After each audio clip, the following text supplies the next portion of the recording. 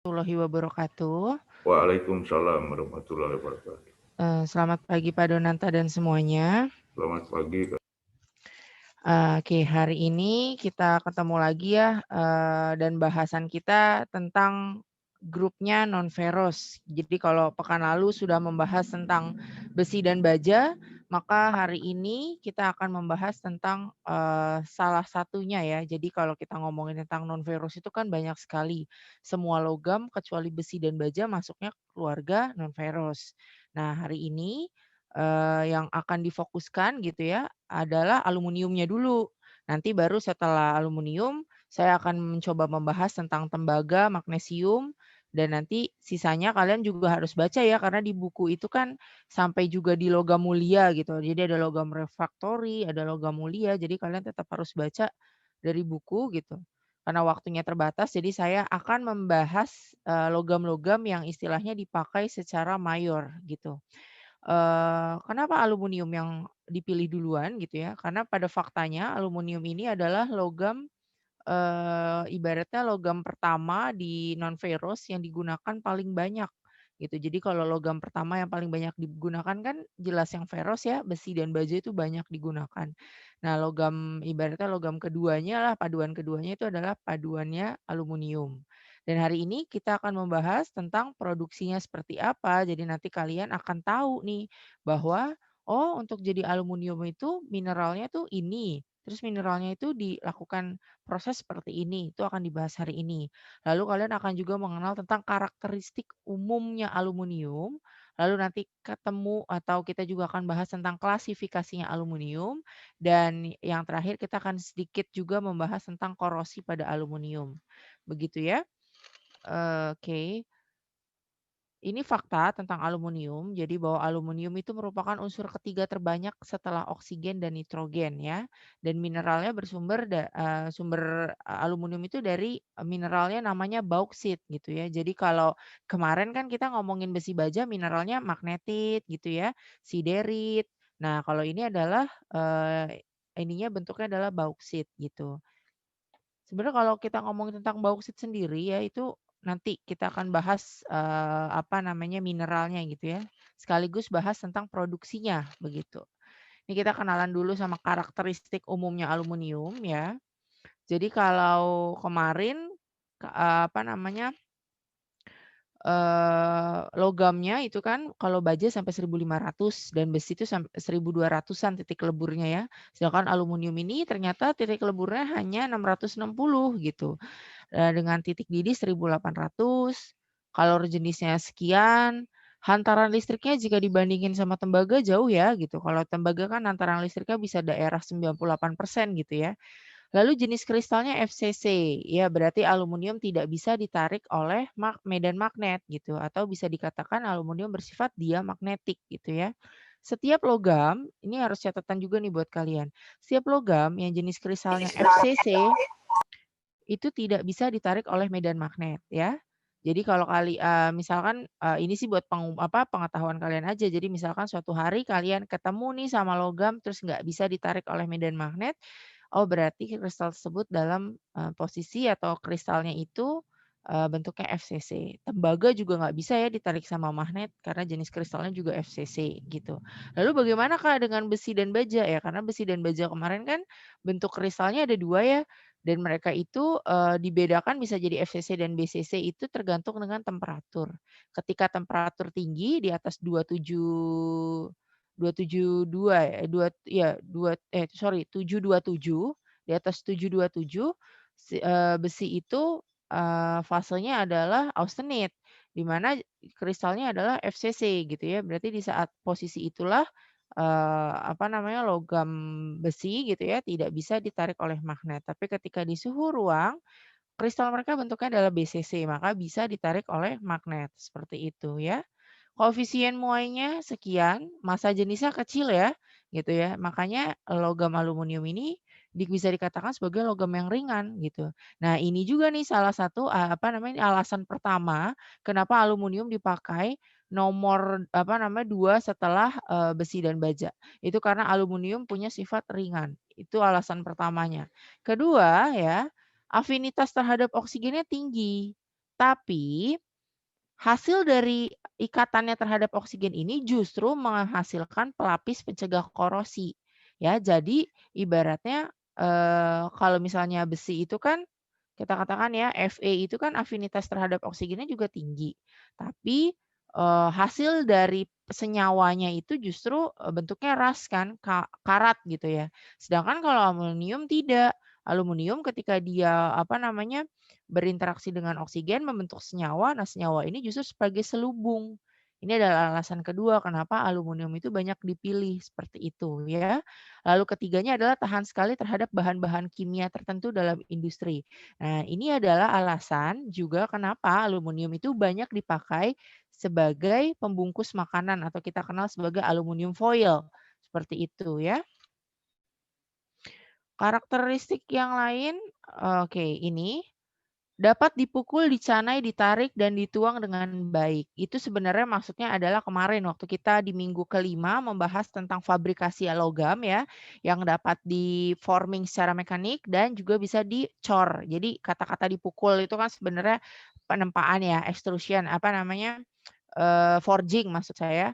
Terus dicanai, itu biasa bentuknya rolling gitu ya.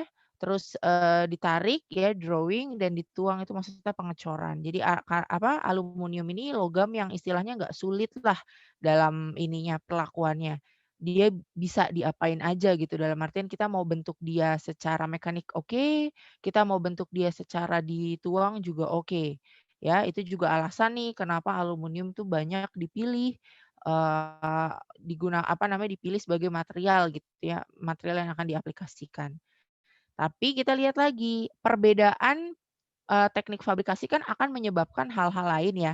Di antaranya yang pertama adalah ini, kalau seandainya kalian memilih produksi AL dengan cara pengecoran, kalian akan mendapatkan kekuatan, ini kurang lebihnya ya, ini buat perbandingan aja, itu, daerah 10, kilogram per milimeter persegi ya, dan jika dibandingkan dengan yang dilakukan pengerjaan, dingin atau dicanai ini, kekuatannya itu bisa jauh lebih tinggi gitu ya.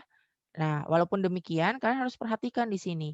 Ketika, kekuatan AL yang hasil coran itu relatif lebih rendah, ternyata mampu regangnya itu jauh lebih besar dibandingkan dengan yang telah diberikan perlakuan atau telah dilakukan forming mechanical ya, mechanical forming.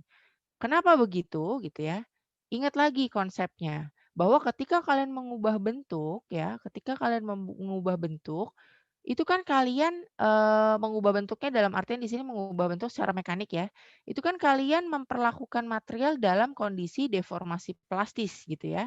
Nah kalian harus ingat tuh bahwa dalam keadaan seperti itu kan, berarti, yang kemarin saya jelasin ke kalian, kalian sudah kenalan sama dislokasi gitu ya, itu nanti kalian memang sih ini akan dibahas banget itu setelah UTS. Tapi yang perlu kalian tahu bahwa ketika dilakukan pengerjaan, forming secara mekanik, di situ terjadi yang namanya deformasi plastis. Deformasi plastis secara mata kita kan menyebutnya deformasi plastik. Tapi secara atomik yang terjadi adalah pergeseran antara ruang kosong ya, atau dislokasi itu atau vakansi dan dislokasi gitu ya. Sehingga nantinya kita akan menemukan atau menghasilkan bentuk yang baru. Bentuk yang baru dari material ini memungkinkan material itu atau si dislokasi ini saling mengunci, gitu ya. Nantilah kalau untuk ngomongin tentang mekanisme mengunci dan menguncinya itu bagaimana, itu nanti. Tapi yang jelas kalian tahu kalau material dalam posisi deformasi plastis itu kan memang kekuatan regangnya rendah ya. Makanya yang selalu saya bilang setelah dilakukan, pembentukan secara mekanik harus dilakukan heat treatment, seperti itu ya. Oke. Lalu dikatakan di sini kekuatan aluminium murni agak rendah sehingga harus dipadukan dengan yang lain. Ini kata-kata murni di sini tidak diartikan, 100% ya, tetap harus, kalian berpikir bahwa seluruh paduan di muka bumi ini tidak akan pernah ada yang 100%. Jadi logam yang kalian temukan misalkan katakan ada yang bilang sama kalian, "Mbak, ini emasnya emas murni," gitu. Oke, kalau secara murni mungkin kosakata benar. Tapi dalam pengertian, secara material science-nya tidak mungkin itu terbentuk dari 100% emas. Kita kan ngomongnya persennya gitu kalau paduan. Jadi tidak mungkin itu hasilnya 100% emas. Katakan tapi ya memang kalau kita jualan dagang ya nggak mungkin, terus kalian jangan diajak ribut juga yang jual ya dengan mengatakan, "Wah ini bohong nih bilang murni, kata Karuri nggak ada itu yang murni." Nanti malah jadi ribut gitu ya. Enggak, yang penting yang kalian tahu bahwa definisi murni di sini itu artinya lebih dari 95% begitu ya. Tidak sampai 100 tapi lebih dari 95%. Nah, nyatanya itu agak rendah dibandingkan ya makanya aluminium harus dibantu dengan logam lain gitu. Nah, selain itu juga modulus elastisnya rendah nih gitu kan. Nah, udah kalau udah otomatis ngomongin tentang modulus elastis rendah, ini kaitannya dengan kemampuan dia untuk bisa nggak dibentuk gitu ya. Nah, karena dia rendah makanya aluminium ini mudah untuk dibentuk. Makanya tadi tuh di atas kan bisa apa aja fabrikasi apa aja aluminium tuh masuk gitu. Ini adalah alasan keempat kenapa aluminium itu banyak dipilih gitu ya. Kalau ngomongin tentang daya hantar listrik sama panas, aluminium ada di kelas moderate lah, karena dia masih kalah dengan, tembaga gitu ya untuk masalah penghantaran listrik gitu. Lalu merupakan reflektor yang baik untuk panas, cahaya, dan gelombang elektromagnetik. Ya ini juga salah satu karakteristik, aluminium tapi tidak, tonjolannya ya, tapi tidak menjadi ikoniknya soal apa namanya, sebuah logam aluminium begitu ya. Yang ikoniknya yang tadi itu ringan, terus tahan karat, tidak mudah bereaksi dengan apa namanya, zat-zat kimia gitu ya, lalu mudah dibentuk gitu. Tidak beracun dan tidak berbau ya. Walaupun demikian kita harus tahu nih ternyata aluminium ini tidak mudah untuk dilas atau disolder. Ya, berarti di sini ada kekurangan. Kekurangannya aluminium tuh berarti terhadap panas. Balik lagi kalau ngomongin tentang panas, kenapa sih aluminium kok nggak tahan gitu ya sama hal-hal yang berbau, perlakuan panas? Jelas karena aluminium ini punya keterbatasan di bagian mana? Titik leburnya. Ya, titik leburnya, cukup rendah gitu ya. Jadi untuk melakukan perlakuan panas ini aluminium ini juga harus harus dipadu-padankan dengan logam lain dulu agar ia bisa menjadi, logam yang bisa dilas gitu, ya. Oke, ini aplikasi umum maksudnya aplikasi aluminium secara global gitu ya. Kalian harus tahu nih bahwa sebesar itu aluminium dapat digunakan gitu ya. Jadi bayangkan gitu ya, dari satu logam aja aluminium itu bisa dipakai di transportasi, tapi bisa juga dilakukan di pengemasan gitu ya dan di konstruksi. Kenapa bisa bikin aluminium seperti ini range aplikasinya? Jelas peran besar ada di tangannya paduannya. Jadi ketika aluminium ketemunya sama Cu, dia akan mampu menjadi, logam yang digunakan untuk konstruksi, ya. Tapi ketika misalkan ya aluminium kita tambahkan dengan Si, maka dia akan bisa membentuk piston, ya, bisa apa namanya, komponennya transportasi lah. Ya, tapi ketika aluminium kita tambahinnya sama magnesium aja deh, Kak, jangan pakai yang lain-lain, saya maunya sama magnesium. It's okay, hasilnya adalah aluminium foil, seperti itu ya.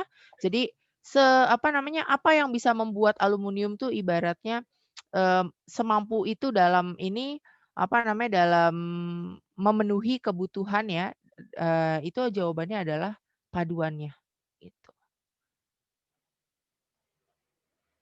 Oke, aplikasi aluminium ya. Ini, eee, contoh sebentar.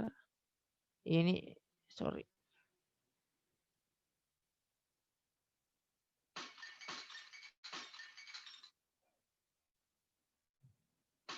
Ya ini gambar-gambarnya ya ini, aluminium foil yang biasa kita temui gitu ya, tapi nggak menutup kemungkinan juga bahwa, aplikasi aluminium ini juga ada di, konstruksi gitu ya, dijadiin menggantikan baja gitu ya. Makanya kalau kalian suka ini nggak semua sekarang, logam yang kalian temuin itu adalah baja gitu. Bisa jadi itu adalah aluminium seperti itu ya. Ini dari mulai bisa jadi kaleng soda ya sampai jadi, konstruksi dan, bodinya transportasi seperti itu ya. Ini juga ya seluas itu gitu, seluas itu penggunaan aluminium gitu ya. Dan ini nggak terlepas dari tadi saya katakan bahwa aluminium itu mudah sekali untuk dipadu-padankan. Dan bisa dikatakan gini, kalian kalau nanti, ibaratnya menghadapi klien yang menanyakan kepada kalian material apa yang harus, digunakan, aluminium ini, saya katakan bisa menjadi kandidat kuat. Kenapa? Karena, logam ini karakteristiknya memang mudah menyesuaikan dengan requirement. Jadi katakan misalnya gitu ya, minta dong logam yang kekuatannya segini gitu ya. Lebih mudah merekayasa aluminium gitu, asalkan temperatur operasinya tidak dalam kondisi yang ekstrim ya gitu. Tidak bisa gitu aluminium ibaratnya udahlah temperaturnya temperatur ruang saja gitu. Ya, gitu. Jadi kalian harus tahu nih, karena kalau kita lihat-lihat gitu ya, nah kalian juga harus tahu gitu bahwa selain kalian tahu bahwa, oh memfabrikasi aluminium itu mudah, kalian juga harus tahu nih, belakangnya atau cerita dari pertambangannya tuh seperti apa gitu ya. Kenapa sih aluminium kok ini banget gitu ya, bisa jadi, logam yang primadona gitu ya, gitu. Karena memang basic-nya pengolahan aluminium ini juga nggak susah gitu ya. Lebih banyak mengeluarkan energi untuk menghasilkan baja dibandingkan dengan aluminium sebenarnya gitu ya. Di sini di hadapan kalian, di layar kalian ya, tertampil bahwa ini adalah sebuah proses. Proses di mana aluminium itu bisa, terbentuk gitu ya, dari yang awalnya penambangan bauksit, lalu nanti, dilanjutkan dari bauksit itu kan ke alumina dulu ya. Nah, baru nanti dari alumina itu bisa jadi aluminium. Jadi ada 2 step, ada 2 proses. Yang pertama namanya proses Bayer, yaitu proses dari bauksit, menjadi alumina dan, nanti proses yang kedua adalah proses Hall-Héroult, dari alumina menjadi aluminium, seperti itu ya. Baru nanti, pengecoran, terus pengerolan, ekstrusi dan yang lain-lain, lalu menjadi aplikasinya gitu ya, jadi produknya gitu. Terus nanti kalau misalnya logam itu sudah tidak terpakai, sudah usang gitu ya, itu bisa menjadi scrap, namanya berubah nama ya menjadi scrap dan scrap itu ternyata adalah bahan baku untuk membuat, eee, logam lagi, logam aluminium lagi gitu ya. Jadi nanti dia di-remelt gitu ya, terus nanti disesuaikan impurities-nya dibuang gitu ya, terus nanti dicor ulang. Lalu di sini ada cerita bahwa di sini yang di bagian pembuatan alumina itu disebut sebagai rantai yang hilang di Indonesia. Ya, faktanya memang Indonesia memang sedang berusaha ya untuk memenuhi ini, mengisi rantai yang hilang ini gitu. Bahwa memang faktanya kita jual bauksit keluar, lalu di luar ibaratnya yang melakukan pengolahan menjadi alumina, lalu nanti kita impor alumina untuk menghasilkan aluminium.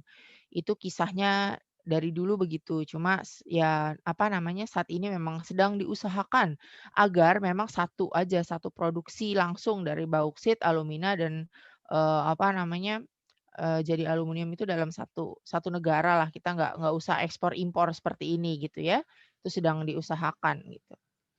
Seperti apa teknologinya, itu yang akan kita bahas juga di hari ini, gitu ya. Mungkin kalian ada yang udah belajar di semasa SMA-nya gitu ya, atau setidaknya kalian tahu kalau misalnya aluminium itu berasal dari bauksit gitu ya. Dan sebenarnya kalau ngomongin tentang bauksit ini adalah 88% ya, 8%, kandungan di kerak bumi itu adalah bauksit. Gitu ya. Kalau besi dan baja kan kalau Fe itu kan juga mayor. Tapi kalau bauksit itu ternyata 8% dari kerak bumi itu isinya adalah bauksit, gitu ya. Dan bauksit itu sebenarnya terdiri atas 2, ada yang lateritik, ada yang karstik.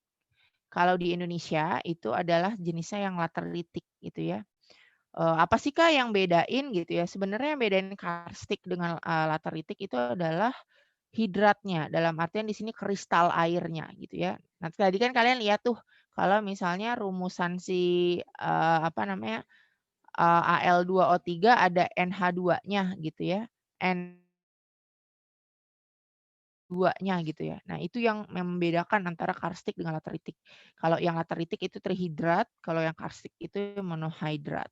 Artinya apa sih Kak kayak gitu? Artinya adalah kristal airnya yang nempelin aluminanya gitu ya. Kan basic-nya dari ekstraksi itu adalah mengambil yang penting dan membuang impuritiesnya, mengambil logam yang penting atau logam yang valuable gitu ya dan membuang, pengotornya. Itu adalah, inti dari, ekstraksi logam begitu ya. "Kak, saya kan anak industri Kak, kenapa sih harus tahu-tahu kayak gini?" Bukan masalah anak industrinya atau apa. Pertama sebenarnya kenapa kalian harus tahu ya, yang penting ini adalah jawabannya kalian ini kan akan larinya nanti dikit-dikit ke cost, dikit-dikit ke budgeting ya.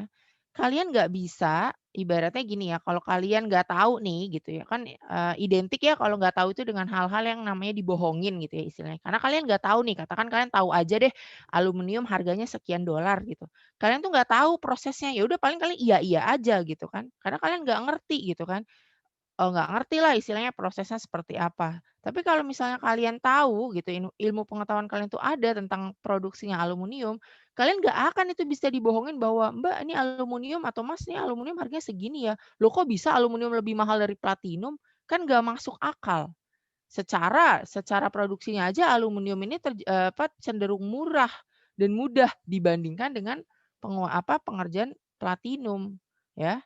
Itu juga nanti ketika kalian kalian misalkan di bagian procurement gitu ya, terus ada vendor yang datang ke kalian menawarkan, "Ya Mbak, kita nih punya platinum yang harganya lebih murah daripada baja." Itu juga nggak masuk akal. Gitu ya. Sebelum kalian melakukan testing terhadap materialnya, kalian harus curiga dulu di bagian harganya. Lah kok bisa platinum harga di bawah baja? Karena kalian tahu nih, proses baja aja begitu buatnya, platinum apalagi gitu kan. Jadi yang bikin logam itu mahal, satu, jumlahnya di muka bumi ini banyak apa enggak? Semakin banyak, cost semakin murah. Dua, nambangnya gampang apa enggak? Tiga, ekstraksinya mudah apa enggak? Kayak emas ya kalian harus tahu ya itu dari 1 ton paling kalian dapatnya 1 kilo atau bahkan berapa gram gitu ya, 100 gram apa kalau nggak salah. Dari 1 ton ininya, 1 ton apa, mineralnya gitu ya. Itu saking itunya gitu, makanya emas mahal, ya sekarang tahu ya gitu. Logam tidak pernah membuat kasta terhadap dirinya, tapi proseslah yang membuat dia menjadi mahal gitu. Itu quotes dari geng-gengnya logam seperti itu ya gitu. Tidak pernah mereka membuat kasta, tapi karena hasil produksinya inilah yang membuat mereka menjadi beda-beda harganya. Ya, dan hari ini kalian harus tahu produksi aluminium itu dari bauksit ya, kita masukin dulu ke crusher. Crusher ini gunanya untuk ngecil-ngecilin ukuran. Kok dikecil-kecilin, Kak? Kemarin giliran besi aja dipadet-padetin, pakai proses pelletizing dan sintering. Kok bauksit malah dikecil-kecilin? Ini beda ceritanya. Karena kalau kemarin kan mau ngebakar, ya kalau mau ngebakar itu kan istilahnya kalau bendanya kecil-kecil dibakar kan habis energinya, bener nggak? Gitu kan. Nah kalau ini kebalik, karena ini prosesnya adalah mau melarutkan ya, kalian harus ingat nih, kalau melarutkan tuh zaman kalian SMA kan kalian belajar tuh, syarat-syarat melarutkan material yang lebih mudah larut. Satu, yang ukuran partikelnya lebih apa namanya, ukuran bentuknya lebih kecil, bener nggak? Jadi antara serbuk, serpih, sama bongkahan tuh beda kan cara apa namanya, kemampuan larutnya gitu. Nah berarti kan apa, semakin kecil bauksit ini maka akan semakin mudah untuk dilarutkan gitu ya, konsep kimia waktu SMA-nya diingat lagi gitu dan itu memang dipakai di sini, gitu ya. Jadi dikecil-kecilin dulu, kalau sudah sesuai dengan ukuran standarnya gitu ya, ini dimasukin ke autoclave ya. Ini autoclave itu seperti ibaratnya apa ya, tabung ya, apa namanya, tempat gitu. Lalu nanti dia akan, dilakukan yang namanya pelarutan ya dengan NaOH, lalu nanti digeser itu dia melakukan pengadukan gitu ya, terus nanti baru difilter ya. Nanti, kalau urusan difilter ini, itu sebenarnya untuk memisahkan antara larut apa namanya, alumina yang terlarut di NaOH tadi dengan impuritiesnya. Jadi nanti ketika dilarutin sama NaOH, pengotor dari, apa namanya, dari mineral ini akan bentuknya adalah endapan, ya, yang disebut red mud itu, lumpur merah, ya. Itu yang akan dibuang atau dipisahkan, gitu ya. Kenapa kenapa sih, Kak, dipisahin atau, bahasanya di sini dibuang? Ini enggak literally dibuang ya, dalam artian di dalam proses ini memang dia disingkirkan. Walaupun nanti kalian tahu nih ada apa aja ya di dalam itunya, nanti di slide selanjutnya saya kasih tahu. Tapi konsentrasi kita adalah di bagian larutannya. Larutan itu yang nanti akan diendapkan lagi, jadi dibalik habis dilarutin terus diendapin lagi gitu ya. Prosesnya alasannya cuma satu, "Ngapain sih, Kak?" Kan pasti kalian nanya kan, "Ngapain sih, Kak, udah dilarutin diendepin lagi, kayak kurang kerjaan," gitu ya. kesannya memang kurang kerjaan, tapi karena tujuannya untuk menarik endapan yang pertama tadi, endapannya impurities yang tadi, makanya dilakukan seperti itu. Impurities pada bauksit itu tidak bisa larut dengan NaOH. Oleh karena itu dia digesernya pakai melarutkan tadi. Walaupun sebenarnya intinya kita tuh mau cari si aluminanya tadi. Makanya setelah nanti kan kalau udah jenuh, kalian tahu ya dulu SMA belajar tentang koefisien ini ya KSP, kejenuhannya material larutan di dalam ini, zat di dalam larutan gitu ya. Jadi ketika dia sudah jenuh kan otomatis dia akan mengendap gitu ya. Itu sebenarnya pakai itu sih, prinsipnya gitu. Nanti endapan ini baru dimasukin ke rotary kiln. Rotary kiln itu ibaratnya dipanggang ya. Tapi yang dipanggang itu bukan masalah ngeringin bagian luarnya doang. Nah, ini nama prosesnya adalah kalsinasi. Jadi kalsinasi itu adalah proses di mana, kita memberikan, sebuah istilahnya, temperatur tinggi untuk menghilangkan kristal airnya. Saya bilang kristal air ya, bukan ngeringin. Kalau kita, ngoven atau atau ngejemur pakaian tuh sebenarnya kita ngilangin aja air dari permukaan. Tapi kalau, kalsinasi itu basic-nya adalah menghilangkan kristalnya gitu, kristal air gitu ya. Jadi selain mengeringkan dari sisi luar, dia juga menghilangkan dari ikatannya. Jadi yang diputus tuh adalah, ibaratnya ikatan atom antara H, O, dan aluminanya gitu ya. Baru nanti ini untuk menjadi aluminium, ininya dengan hal herol gitu. Ya itu ininya, selayang pandangnya dulu gitu ya, untuk ininya. Nah ini biji aluminium nih yang tadi saya cerita-cerita sama kalian ya. Bauksit yang paling penting. Sebenarnya ada yang lain, ada gipsit, ada bohmit, ada diaspor gitu ya. Itu adalah, bahan-bahan dasar lainnya gitu ya. Sedangkan kalau kita lihat sendiri, kandungan bauksit ya, 55 sampai 65% itu alumina. Oh, jadi ini toh yang tadi dilarutin sama NaCl. Iya, inilah yang dilarutin sama NaOH tadi ya, gitu. Terus apakah yang tadi dijadiin lumpur? Ya itu biasanya adalah besi sama silikat gitu ya. Nah, tapi, setiap bauksit ini beda-beda ya, kadar besinya tuh beda gitu. Jadi kalau misalkan kadarnya besinya tinggi, itu biasanya warnanya merah. Jadi semakin, tinggi kadar besi dari sebuah dari sebuah bauksit gitu ya, dia akan semakin merah itunya, lumpur, buangannya itu semakin merah gitu ya. Nah ini ada lagi nih tergantunglah impuritiesnya gitu ya, silikat, warna ya biasanya ke putih gitu ya, itu tergantung gitu. Di Indonesia ada di mana sih, Kak? Ya biasanya ada di Bangka Belitung ya, Bangka Belitung, di Bintan, itu bauksit itu di sana ya, di Indonesia. Begitu. Ini gambar pertambangan ya, ini yang namanya nambang gitu. Kalau di anak metal sih nggak tahu tentang processing tambangnya itu enggak gitu, tapi kita ibaratnya habis mereka ambilin gitu ya, ibaratnya gitu ya, anak metalurgi lah yang mengolah gitu. Tapi bukan berarti kalian nggak tahu nih tentang proses pengolahan gitu. Jangan sampai juga kalian dibohongin sama anak metalurgi ya gitu istilahnya suatu hari nanti kan kita nggak pernah tahu gitu. Tapi kan dengan kalian punya ilmunya kan setidaknya, "Oh ya saya tahu nih," gitu ya. Nih ya, gambarnya lagi ya, ini adalah ininya juga, kalian harus lihat di situ ada reaksi gitu ya. Tolong kalian pahami reaksi ini gitu ya, ini reaksi di Bayer proses untuk menghasilkan alumina. Ini yang saya tadi bilang ya, gambarnya lebih jelas yang ini ya, dari bauksit, dikecilin dengan crusher, grinding ya, sampai kecil-kecil, terus dimasukin ke autoclave, dilarutkan dengan NaOH, lalu digeser, diaduk gitu ya. Kan pengadukan juga salah satu cara ya untuk melarutkan gitu, kalau kalian ingat lagi di pelajaran SMA gitu. Lalu nanti difilter gitu ya. Bauksit residu atau yang tadi saya sebut sebagai red mud akan dibuang, sedangkan larutannya akan diendapkan. Lalu nanti setelah diendapkan akan dimasukkan ke rotary kiln untuk dikalsinasi. Lalu jadilah bubuk alumina, ya.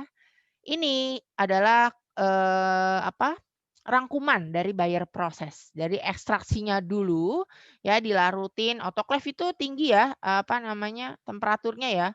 Maksudnya dalam artian autoclave itu bukan cuma tempat yang ibaratnya, "Ah, ya udah ini ya, Kak, kayak ngaduk-ngaduk biasa ya." Oh, bukan. Dia tetap membutuhkan yang namanya temperatur dan tekanan gitu ya.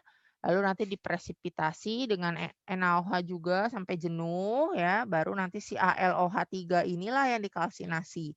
Jadi kalsinasi ini tugasnya untuk apa namanya, mutusin tadi tuh H2O-nya. Gitu. Sampai di sini ada yang mau ditanya sebelum saya lanjutin tentang hal Herold proses? Saya persilahkan atau saya buka sesi tanya jawab dulu.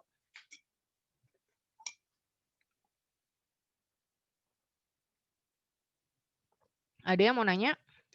Mau nanya Kak, Ya, silakan. tadi mengapa aluminium di dalam bumi itu tidak bisa ditemukan dalam keadaan murni? Gini, basicnya adalah ini Jalaluddin ya? Ya Kak.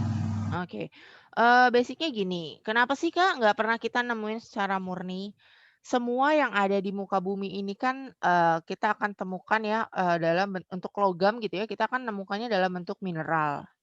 Ya, dari mineral ini, tentunya gitu dalam proses pembuatannya di alam, dia akan berikatan dengan unsur apapun yang bisa, atau ibaratnya yang berafinitas lah dengan dia gitu. Jadi nggak bisa kita, nemuin ibaratnya gimana pun juga setidak-tidaknya ya, unsur itu akan berikatan dengan oksigen aja, maka bentuknya dalam oksida gitu kan. Kita nggak bisa nih, ibaratnya karena nggak ada di muka bumi ini yang ruang vakum. Kecuali dia ruang vakum terus dia terbentuk sendiri, iya itu bisa, bisa jadi dia sendiri itu murni gitu. Tapi karena nggak ada yang vakum di, apa namanya, bumi ini gitu ya, jadi otomatis dia akan berikatan. Apalagi oksigen kan ada di udara gitu kan, nitrogen di udara, hidrogen di udara gitu kan. Itu akan, ini, akan berikatan pastinya gitu dan itu tuh nggak akan bisa bikin sesuatu itu jadi murni, begitu ya? Oh berarti nggak cuma aluminium ya Kak? Semua logam itu tidak bisa ditemukan dalam keadaan murni? Iya, iya benar. Semuanya, dalam bentuk mineral makanya. Oh baik, terima kasih. Izin menambahkan supaya tidak keliru. Rata-rata seperti itu ya. Tapi kalau siapa tadi namanya?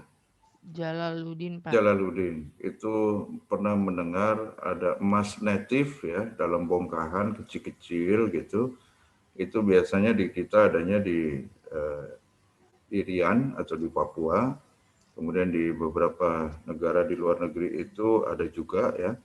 Itu native, dia sudah dalam bentuk emas ya. Walaupun kemurniannya itu ya lebih tinggi daripada kita mengolah, tapi tidak di atas 95. Tapi ada juga yang 95, tergantung dari proses pembentukannya ketika dia terekspos menjadi native di permukaan bumi. Itu tambahan dari saya. Makasih. Lanjut Kak Rudi. Iya, baik Pak Doni. Jelas ya Jalaluddin ya? Jelas Kak. Terima Oke, kasih. mhm. Hanif silahkan.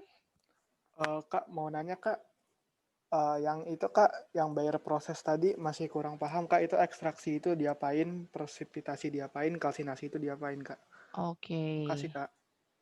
baik. Diapain ya istilahnya gitu ya. Oke, jadi, dibayar proses gitu ya. Ketika kita masuk namanya, bayar proses, artinya bauksit-nya itu pertama kali yang tadi di gambar autoclave deh, mana ya? Ini ya, bentar.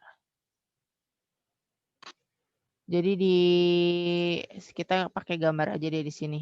Nah, jadi kalau, apa, proses pertama itu kan ekstraksi ya. Ekstraksi itu artinya mengambil logam yang valuable ya, untuk diolah. Sekarang kita lihat, kita mau ngambil logam valuable-nya apa, ya, Al dari bauksit gitu kan ya. Nah, jadi di autoclave tadi ya, bauksit yang sudah kecil-kecil ini, itu dilarutkan dengan NaOH. Jadi kalau ditanya, apa, ekstraksi itu ngapain, Kak? Dilarutkan dengan NaOH, ya.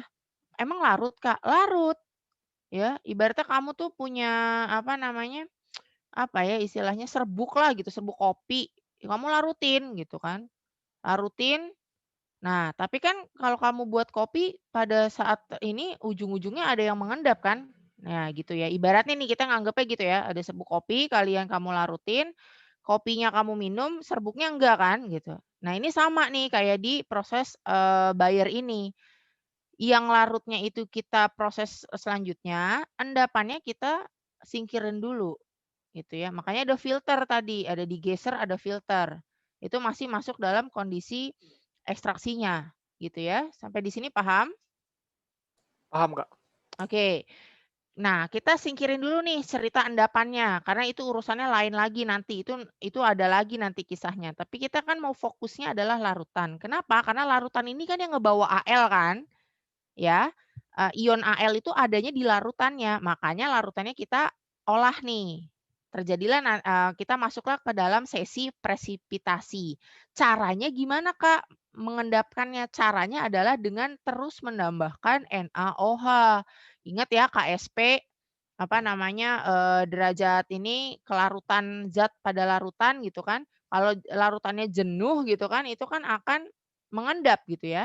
Nah, endapan dari yang ini, ibaratnya yang tadi larutan itu terus ditambahin NaOH jadi mengendap gitu ya, inilah yang nantinya akan dimasukkan ke proses kalsinasi atau proses penghilangan. Kan tadi udah ibaratnya dia bentuknya endapan gitu ya, endapannya juga basah gitu ya. Nah, selain endapan basahnya itu juga, endapan itu tuh masih berikatan atau si Al-nya ini tuh masih berikatan sama kristal H2O, makanya harus dihilangkan dengan proses kalsinasi. Nangkep Nangkep, Pak. penjelasan saya? Oke, jadi udah jelas ya Oke, proses siap. buyer tuh apa step-stepnya gitu ya. Kalau udah lupa misalnya ini, udah ingat aja analoginya adalah kalian buat kopi gitu ya. Apakah endapannya diminum? Kan tidak gitu ya. Ya, oke. Lanjut. Bentar Kak Ruri. Tadi siapa yang tanya? Hanif, Pak. Hanif, Pak. Hanif. Nif, jadi kalau saya tanya kepada Anda, apa yang disebut dengan proses ekstraksi dalam pembuatan alumina? Proses pelarutan logam tadi, biar yang dapat itu cuma yang logam yang yang dicari. Oke, jadi kamu harus bisa membedakan definisi ekstraksi, autoclave, digester, filtering, kemudian precipitation-nya, kemudian di rotary kiln dan alumina. Kalau ekstraksi itu merupakan semua proses dari material digali dari bahan galian industri dijadikan barang setengah jadi untuk diproses lanjut. Paham ya? Contohnya gimana tuh, Pak? Kalau setengah jadi itu, Pak. Ya alumina itu kan setengah jadi. Oh, berarti sampai alumina itu ekstraksi, Pak? Iya. Ya. Oh, iya. Jadi pengkayaan kan mengekstrak dia. Iya. Mengekstrak si boksit tadi menjadi alumina. Jadi waktu kita gali kan bahan galian industri itu banyak impurity-nya, tidak hanya boksit saja. Ada pengatur lain, ada tanah misalnya, ada unsur-unsur lain di situ. Nah, itu yang harus dihilangkan. Maka kita memurnikan bahan galian industri yang berbentuk boksit itu menjadi alumina. Itu yang disebut dengan proses Ekstraksi. betul. Ya, supaya kamu terminologinya paham gitu ya. Oke, Jangan dicampur baur. Di dalam ekstraksi bauksit itu ada peralatan namanya crushing, autoclave, digester, filtering prosesnya. Kemudian ada bauksit residunya, itu yang udah nggak kita pakai tuh. Kemudian ada precipitatornya, itu yang bauksit yang benar-benar pure, kemudian dimasukkan ke rotary kiln, diproses menjadi alumina. Gitu kira-kira. Oke, Paham Pak. ya? Paham, Pak. Makasih, Pak. Alhamdulillah. Lanjut Kak Ruri. Iya, baik Pak Doni. Ini ada Surya, mau bertanya silahkan Surya. Oke, Kak, ini mungkin hanya untuk sekedar itu ya sih, Kak, untuk konfirmasi kalau untuk pengaplikasiannya aluminium sendiri kan berarti kayak dalam kehidupan sehari-hari, di dalam penggunaannya dalam misalnya deh, penggunaan untuk pembangunan suatu gedung tuh berarti aluminium itu dijadikan pelapis dari inti dari bahan material yang digunakan kan, Kak? Misalnya kayak Oh, material intinya seperti baja gitu, habis itu dilapisi dengan aluminium. oke. Sebenarnya kalau tentang pelapisan ya, bahkan lebih dari sekedar pelapisan sebenarnya. Aluminium itu bisa beneran dipakai untuk di konstruknya gitu ya. Itu cuma permasalahannya kan kita lihat dulu apakah dia mampu bisa menjadi apa, menggantikan baja batangan yang ada di beton kan tidak gitu ya. Tapi di beberapa part lah, dalam artian kalau detailingnya saya ini mungkin nanti bisa ditambahkan sama Pak Doni. Tapi kalau ininya memang beberapa ininya dia bisa menjadi part-nya gitu ya, bukan cuma sekedar pelapisnya aja gitu. Ini mungkin Pak Donanta bisa menambahkan, Pak. Iya. Saya mohon izin tadi sambil WA-an, jadi pertanyaannya tidak kedengaran, tidak tertangkap. Ya, siapa tadi? Silahkan. Oh iya, sorry ya Pak. Gimana Surya? Jadi dalam kehidupan sehari-hari itu, apakah misalnya dalam kehidupan konstruksi, apakah aluminium itu hanya digunakan sebagai pelapis, misalnya pelapis baja gitu Pak? Atau dia akan ada hal lainnya? Tidak. Aluminium itu berdiri sendiri sebagai logam non ferrous yang memang digunakan sebagai construction, ya, pembangunan. Misalnya, walaupun saya jarang menemukan construction sebagai composite di dalam coran beton begitu ya. Kan kalau Anda lihat tuh ada baja H-beam, ada I-beam yang menggantikan besi beton atau baja beton, kemudian dijadikan tulangan untuk tiang-tiang fondasi begitu ya, di konstruksi. Tapi aluminium ini berdiri sendiri. Dia boleh dibilang tidak ada yang melapisi baja. Jadi misalnya di bodi pesawat itu ya full aluminium, nggak ada bajanya. Jadi tidak ada konstruksi yang seperti itu yang disebutkan tadi sebagai pelapisan. Dia berdiri sendiri sebagai bahan konstruksi. Misalnya dalam konstruksi yang ringan itu kalau Anda lihat kusen, jendela, pintu itu dari aluminium, tidak ada itu dilapisi baja, dia berdiri sendiri sebagai aluminium. Itu kira-kira, karena dia mempunyai sifat mekanik yang sama dengan baja, ya, lebih ringan bahkan, kemudian mudah juga dibentuk, ya. Aluminium itu mempunyai harga yang relatif lebih mahal daripada baja karena prosesnya dan keunggulan kekuatannya. Kira-kira begitu, Om. Oke. Jadi jangan berpikir bahwa dia bisa melapisi, nggak ada aluminium melapisi baja. Dia berdiri sendiri, baja aluminium, besi gitu ya. Oke Pak. Ya. Saya kira tadi gitu kan Pak, karena aluminium itu kan tadi dikatakan sifatnya itu tuh mudah sekali, dia tuh bersifat lunak gitu. Jadi ya. Nah, boleh kita belajar nanti pelapisan itu bisa baja base metalnya dilapisi oleh krom misalnya, dilapisi oleh nikel, itu yang namanya lapisan krom yang mengkilat yang kalau kamu lihat ya. Nah, itu bisa dengan metode elektrokimia. Nanti deh kita belajar itu. Oke, tapi tidak ada aluminium yang melapisi baja, tidak lazim gitu ya. Oke ya, bisa dimengerti ya? Bisa Pak. Baik, terima kasih. Lanjut Kak Rudi. Oke, baik. Sudah tidak ada lagi ya yang bertanya ya. Saya lanjutin dulu ke proses Hall Herold. Jadi nanti setelah proses itu baru kita buka lagi sesi tanya jawab. Proses Hall Herold bisa dikatakan ini sebagai proses yang ini ya, bisa dibilang unik gitu ya. Kenapa? Karena penelitinya berada di dua tempat yang berbeda ya. Mr. Hall itu Amerika, sedangkan Herold itu di Eropa. Ya, mereka melakukan penelitian bagaimana sih caranya mengolah alumina itu bisa jadi aluminium. Ternyata hasil penelitian mereka itu menunjukkan bahwa bisa digunakan yang namanya sel elektrolisis ya. Kalau udah ngomongin tentang sel elektrolisis, kalian harus ingat lagi nih. Dulu di SMA ya belajar tentang sel elektroda gitu ya. Ada anoda dan katoda gitu ya. Di mana anoda terjadi oksidasi dan di katoda terjadi reduksi ya. Sama nih konsep itulah yang dibawa dengan di dalam proses ini. Tapi sebelum ngomongin tentang detailing prosesnya, saya mau kenalin dulu sama kalian ini cara ngelihatnya tuh, aduh ini gimana sih gitu ya. Sebenarnya gampang kalau kalian lihat, ini kan katodanya itu melapisi dari batch ini ya. Lihat ini warnanya yang hitam-hitam ini adalah katodanya gitu ya. Ini yang tempat nantinya lelehan aluminium itu ada gitu. Jadi dalam artian tadi setelah jadi alumina ya, lalu mereka si alumina ini tuh dicampur dengan garam kriolit, lelehan kriolit. Ingat kalau dalam sel elektroda itu harus ada sel elektrodanya dan ada elektrolit ya gitu. Jadi nggak bisa nih elektroda aja terus nggak ada elektrolitnya nggak bisa. Harus ada dua sel elektroda dan elektrolit Nah, disinilah aluminium dimasukin di bagian elektrolitnya gitu ya. Untuk apa? Untuk direduksi. Di mana Kak? Di bagian katodanya gitu. Jadi nanti dari lelehan garam yang namanya kriolit itu, terus nanti ditambahin dengan apa namanya?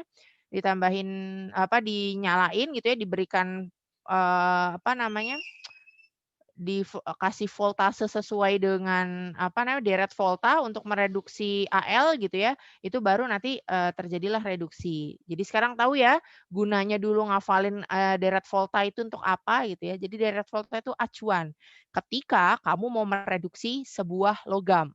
Mungkin dulu jangankan kalian deh, saya juga dulu waktu SMA saya nanya, ngapain sih ngafalin deret volta? Saya tuh dulu guru saya masih tipikal yang ini ya, apa namanya, apa istilahnya, nyubit siswa gitu ya. Kalau sekarang kan udah pasti viral tuh guru saya, tapi dulu tuh tipikal gitu, dia cubit kalau nggak hafal deret volta. Dulu saya kayak sampai kesel, marah-marah gitu dulu, "Kenapa sih saya harus ngafalin deret volta?" Oh ternyata gunanya deret volta itu untuk mereduksi logam jika kita menggunakan sel elektroda gitu ya. Jadi misalkan contohnya tembaga, misalkan ya ditulis di deret volta itu 1,4 volt misal loh ini. Nah, itu berarti sebesar itulah voltase yang harus diberikan jika kamu mau mereduksi yang namanya tembaga gitu ya. Jadi itulah gunanya deret volta gitu. Oke, kita ngeliatin proses langsungnya ya. Ini dia ilustrasinya sama kalian. Tadi saya bilang alumina kita campurin di lelehan garam, kriolit ya Na3AlF6 itu dimasukin bersamaan ya. Ada juga aluminium fluoride-nya gitu. Pokoknya dicampur lah bisa menjadi yang namanya apa namanya inian, elektrolitnya ya, molten elektrolit ya. Lalu dilakukan proses elektrolisis, berarti ada listrik di sana gitu ya. Lalu dia akan, si alumina ini akan mengalami reduksi menjadi molten aluminium, ya. Dan molten aluminium inilah yang nantinya akan dicor untuk menjadi aluminium ingot. Ya, ini sifatnya masih plain nih istilahnya, belum dicampur-campur. Kalian nggak bisa ngomongin, "Oh, ini udah bisa Kak, langsung dibuat inian pesawat." Nggak bisa, ya. Ini ibaratnya kayak kemarin lah kita ngomonginnya billet, slab, masih begitu ya, gitu. Nah, ini reaksi Hall-Héroult seperti ini ya, reaksi oksidasi reduksi, redox, zaman dulu tuh ya. Sini prosesnya nih, nuangnya ini loh. Setelah dari proses ininya dituang seperti itu hasilnya aluminium ingot gitu ya. Oke, ini mau ngasih tahu ke kalian, segini loh perbandingannya, ini kira-kiranya ya, perbandingannya tuh seperti itu gitu. Ketika kalian menjualnya hanya bauksit, maka kalian akan hanya mendapatkan sebesar itu. Tapi ketika kalian menjual aluminium ya, itu bisa sampai 250 kalinya, seperti itu ya. Oke. Itu tadi tentang prosesnya sampai jadi aluminium dan sekarang kita ngomongin tentang klasifikasinya aluminium ya. Jadi selain dia masuk keluarga besarnya logam, terus masuk juga ke gengnya non-ferrous, aluminium tuh juga punya klasifikasinya. Ada yang rod, ada yang cast ya. Jadi kalau yang apa namanya, ini perbedaannya di proses fabrikasinya aja. Yang satu melakukannya dengan pengecoran, yang satunya lagi dengan proses pengerjaan atau mechanical forming gitu ya. Dan di sini ada series-nya. Nah, ya kalian lihat ini yang dikasih tanda hijau ini adalah series yang paling ininya lah, ikoniknya lah yang paling laku di pasaran gitu ya. Ya, dan di sini saya harus kasih katakan lagi kepada kalian bahwa pure AL itu bukan berarti 100% AL. Maksudnya adalah AL-nya di atas 95% tapi tidak 100%, oke? Ya. Sedangkan yang di bagian apa namanya aluminium yang dicor ya, aluminium tuang itu, yang paling terkenalnya adalah seri ketiga ya atau duralumin ini. Ini yang membuat aluminium itu bisa jadi iniannya bodi pesawat ya. Material ininya bodi pesawat itu ya ini gitu ya. Bayangin sama kalian yang kalian biasa temuin aluminium foil gitu ya, itu ketika temennya diganti gitu ya istilahnya atau di apa ibaratnya paduannya kita ganti itu bisa sampai sejauh itu aplikasinya gitu ya. Lalu ini ada series 6 di situ dikasih kata penerangan not used. itu bukan karena aslinya nggak dipakai ya, tapi karena seri 6 ini sudah tercover oleh seri ketiga. Ya, kalau kalian perhatikan itunya, apa namanya, kodenya di kiri ya. Seri 6 itu sebenarnya isinya AL, SI, dan MG ya. Dan di seri ketiga itu seringnya orang itu menyampurkan. Jadi udahlah SI, AL, SI, MG masuk juga lah ketiga. Padahal kalau mau dibilang ya sebenarnya seri 3 itu adalah punya SI, CU, AL aja gitu. Cuma kebanyakan orang apa namanya ya, aplikasinya di pasaran itu ambilnya seri 3 aja gitu. Oke, ini satu persatu yang bisa kalian lihat ya. Ini ALCU, duralumin ya. Kandungannya kalian bisa perhatikan ya, 4% CU, 0,5% Mg gitu ya. Terus kalau mau yang super itu jadi 4,5 CU-nya, Mg-nya jadi 1,5. Kelebihannya apa nih? Hasilnya punya kekerasan tinggi nih.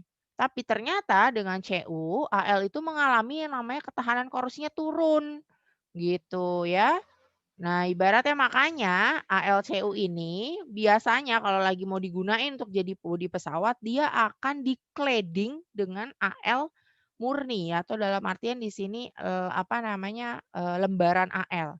Ya, cladding itu apa? Nah, kemarin tuh waktu itu saya kan sempat ya kasih flyer webinar tentang cladding. Ya, itu sebenarnya salah satu proses di apa namanya di logam gitu. Itu yang menjelaskan tentang prinsip gampangnya adalah kalau kalian lihat bikin sandwich gitu ya.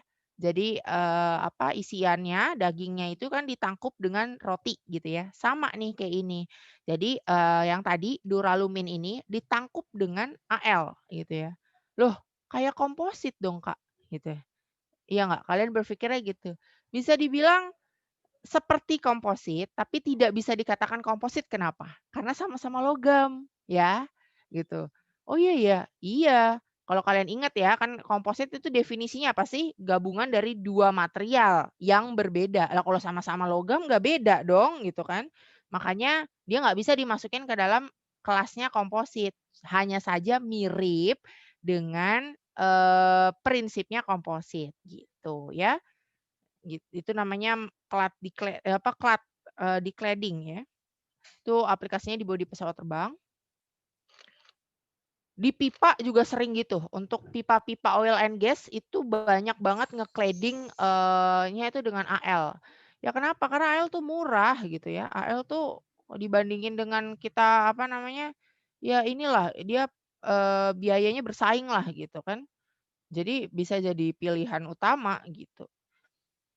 Ini ALMN, mangan ya, memperkuat tanpa ngurangin ketahanan korosi. Nah beda nih ketika sama CU, tadi kan kayak tadi ya ngurangin ketahanan, tapi ternyata sama sama MN enggak gitu. Ya sebenarnya inilah, ini samalah, prinsipnya kayak manusia ya filosofinya. Ketika kita mainnya sama siapa, disitulah kepribadian kita juga, apa namanya, bukan kepribadian sih, tapi sikap kita juga terbawa gitu ya. Sama kayak ini, AL tuh paduannya sama siapa. Ketika dia sama CU dia begitu, ketika dia sama MN dia begitu, ketika nanti dia sama MG beda lagi, ya. Memang seperti itu gitu ya. Teman itu cukup banyak mempengaruhi bagaimana kita berpikir gitu kan. Nah, kalau balik lagi nih ke AL, ketika AL ketemu MN dia tidak mengalami pengurangan ketahanan korosi ya. Justru ini tahan korosi, tanpa perlakuan panas. Jadi kalau udah sama MN nih, AL tuh justru kuat gitu ya. Apa namanya, dan nggak usah nih pakai perlakuan panas dulu gitu kan, aman. AL kan nggak senang sama perlakuan panas sebenarnya. AL tuh paling anti, ibaratnya AL tuh masih oke ditaruh di asam, tapi jangan ditaruh di, panas gitu loh, istilahnya gitu. Lalu ALSI ya, kita kalau ngomongin ALSI ini paling banyak banget digunain ya gitu, di sini ketahanan korosinya baik, ringan ya. Kalau kalian sering ngelihat itu ya, torak, kepala silinder, pelek itu rata-rata dari ALSI, dicor ini. Paling ini banget tuh dicor ALSI ya gitu. Ketahanan korosi baik, tadi koefisien juga kecil, pemuaiannya dan konduktor yang baik. Begitu ya. Paling banyak lah. Nah, ini kemarin nih kita kalau ngomong 2 pekan yang lalu kita ngomongin die casting ya. Ini die casting nih. Ini cetakannya cetakan logam nih. Ya, cetakan logam ininya aluminium cair atau ALSI di sini ya untuk dapetin ininya kepalanya piston gitu. Oke, lalu ini apa? Ya ini tuh adalah apa namanya? Mikrostruktur ya. Kalau kemarin kan mikrostrukturnya baja begitu ya. Kalian kenalan deh sama yang namanya Martensite. Terus kalian apa namanya? Belum sampai Martensite. Kalian kemarin ketemu sama ferrit, sama austenit, sama apa namanya? Jenis-jenis grafit gitu ya. Nah, kalau di LSI nggak ada grafit. Ya, jangan ada cerita nanti ada saya pernah dapat jawaban nggak tahu UTS kakak senior kalian tahun berapa. Dibahas ada grafit di AL, saya sedih dibacanya kayak nggak akan ada lah, orang nggak ada C di sini kan, nggak ada karbon di sini gitu ya. Jadi jangan bikin apa namanya, dunia baru lah gitu kan. AL itu kan nggak bersama dengan C gitu. Dan di sini juga AL lihat ya, ini beda ya bentuknya dengan yang kemarin gitu. AL itu ada dendritic arm space, DAS namanya. Itu apa Kak? Ini yang putih-putih panjang ini loh nih. Ini kok bisa sih Kak bentuknya kayak gini? Bisa. Jadi dalam saat proses pembekuan ya, ini dari proses cor ya. Ini kan mereka melakukan namanya pembekuan gitu ya. Nah ini tuh ibaratnya mereka membuat seperti ini. Ini dari butir-butir kan. Butir-butir, kalau itu butir itu kan kalau ngomongin butir itu sisi atom. Kalau ini kan kita ngomongin sisi mikroskop ya, sisi mikroskopis gitu ya. Nah ini tergambarnya tuh seperti ini. Ya, makanya di dalam pengecoran itu harus ada proses pengadukan. Kenapa Kak? Untuk mematahkan dendrit arm space ini. Loh emang kenapa Kak? Ini nggak boleh? Nggak boleh, ini tuh sifatnya getas. Ya, semakin panjang ini udah semakin buruk untuk membantu apa mechanical properties dari ALSI-nya itu jadi buruk gitu ya. Makanya harus dilakukan pematahan. Nanti kalau kita mau kenalan sama dendritik yang lebih ininya nanti kita bahas setelah UTS ya. Itu nanti akan lebih dibahas tuh. Jadi pelajaran hari ini jangan dilupain pertanyaan hari ini tentang apa namanya istilahnya penasaran kalian dengan dendritic arm space tuh disimpan gitu ya. Karena nanti akan dibahas seperti itu. Ya. Oke, balik lagi ke sini. Ini ALMG ya, ketahanan korosi sangat baik, mudah ditempa, kuat dan mudah dilas ya ALMG. Contohnya tuh tangki LNG ya. Coba kalian lihat itu. Dia mudah dan di sini ya ternyata adalah MG yang bisa bikin AL itu mudah untuk dilas. Kan tadi dibilang katanya AL susah banget untuk dilas ya. Ternyata MG itu memperbaiki sifat tersebut gitu ya. Lalu ketika sama zinc, dia akan menjadi material yang paling kuat ya. Kenapa? Karena memang zinc ini kan juga ini ya material ini dibandingkan dengan yang lain dia punya titik lebur yang cukup tinggi gitu ya dan dia apa namanya membentuk yang namanya mekanisme apa bukan precipitation tapi Zn ini sifatnya intertisi terhadap AL gitu ya. Ingat kan kemarin aku ngomongin tentang ada intertisi, ada substitusi ya. Jadi AL ini membentuk intertisi di deretan atom sehingga nanti dia akan menghalangi namanya pergerakan dislokasi. Ya, makanya dia memiliki kekuatan yang tinggi. Aplikasinya ternyata untuk bahan konstruksi pesawat udara. Gitu. Ini mikrostruktur ya yang kemarin tentang FCC ya, ini gambar lebih jelasnya ya. Lebih kelihatan ya kalau kemarin kan apa namanya atomnya gede-gede banget gitu kalian nggak bisa ngebayangin tapi bentuknya seperti ini yang saya bilang kalau kalian punya bola kalian belah terus kalian tempelin di dinding ya ini seperti ini bayangannya ya gitu ini mikrostruktur AL atau FCC semua FCC mikrostruktur seperti itu ya gitu dan ini terakhir tentang corrosion resistance ya seperti yang saya bilang dengan udara dia apa namanya dengan oksigen maksud saya itu menghasilkan sebuah ini yang tipis ya, lapisan tipis gitu. Seperti ini yang melindunginya gitu. Oke, sampai di sini ada yang mau ditanyakan? Nathaniel Dev, dipersilahkan. Baik Kak, terima kasih Kak. Kak, saya ingin bertanya, kalau misalkan dengan ALMN dan AL zinc juga itu ketahanannya makin kuat, kenapa untuk pembuatan pesawat itu kita masih pakai duralumin juga Kak? Oke, kalau masalah kenapa kita harus ini, biasanya itu balik lagi nih, terkait dengan, apa ya istilahnya, kalau tentang material selection gini bisa jadi, itu dikaitkan dengan, ini sih kalau biasanya ya, kenapa ini karena memang banyaknya duralumin yang digunakan untuk bagian pesawat gitu. Dan biasanya lihat lagi dibanding harga ya. Kalian kalau udah ada yang sama-sama nih, sama-sama oke, ujungnya yang bisa kalian pilih apa sih? Masalah harganya kan, bener nggak? Antara duralumin dengan ALZN gitu ya. Saya nggak punya sih data harga ininya, cuma salah satu alasan kenapa A lebih dipilih daripada B ketika mereka punya mechanical properties yang sama gitu ya, menyerupai itu adalah bagian ininya, cost-nya gitu ya. Dan itu tugas kalian tuh untuk tahu nantinya gitu ya. Tapi Terus Kak, Kak, kan kalau misalnya di duralumin kan ketahanan korosinya jelek, terus katanya nanti ada prosesnya lagi, bukannya itu makan biaya juga ya Kak? kalau apa namanya, masalah itu memang iya gitu ya kan, proses cladding ini kan ada proses tambahan gitu ya. Cuma balik lagi sih memang kalau, proses pengaplikasian gini ya, itu banyak faktor dalam artian ketika engineer itu memberikan, apa namanya, ibaratnya kandidat gitu ya, material kandidat, setidaknya, banyak hal lah ya kalau misalnya kalau yang saya tahu gitu ya, ini cerita dari salah satu teman saya yang memang kerja di bagian procurement di GMF ya, itu mereka begini, ketika vendor itu memberikan, proposal mereka tentang material gitu ya, yang dilihat itu ternyata bukan cuma tentang bagusnya si material ini, gitu ya. Ada terkadang gini, nggak apa-apa deh mahal, gitu ya, lebih mahal asalkan memang ini tuh yang sedang, apa ya istilahnya nanti bisa mungkin Pak Donanta, tambahkan gitu ya, tapi pemilihan ini tuh nggak lepas juga dengan tren pasar, ya. Misalkan katakan seluruh maskapai di dunia itu pakainya duralumin, gitu ya. Otomatis misalkan perusahaan yang mengeluarkan duralumin ini memberikan apanya gitu, itu jadi faktornya udah non engineering jatuhnya, gitu ya. Itu kalau dari saya mungkin Pak Donanta bisa menambahkan jawaban, Pak.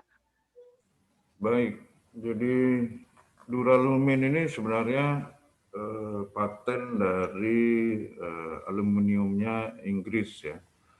Itu dikembangkan dan ditemukan kurang lebih setelah Perang Dunia Kedua tahun 47-48 begitu.